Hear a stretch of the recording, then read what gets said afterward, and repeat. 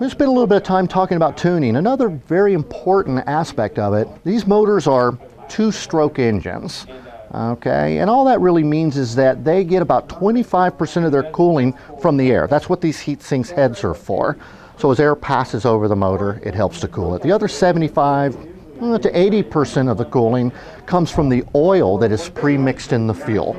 So all you really have to do is maintain the right percentage of fuel, the fuel has the oil in it, and air.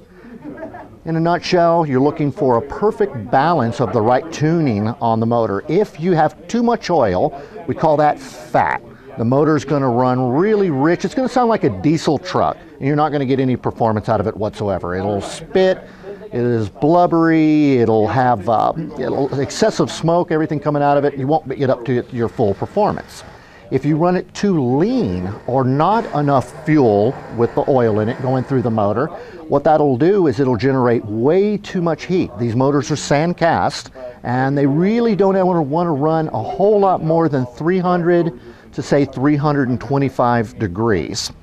So the leaner it is, the more performance you're going to get out of it, but you will burn it up. There won't be enough oil to lubricate the parts. You'll be down at your hobby shop buying a new motor in no time at all. So the trick to it is finding the proper balance between lean, okay, and rich. How you do that is with the needles that are on it. There's a main needle, high-speed needle, which is this one. Bit of a misnomer, it's just your main needle. By turning that needle in, makes it leaner, turning it out makes it richer. So if the motor's hot, you're going to want to just turn it counterclockwise or turn it out. That gives it more oil through the motor.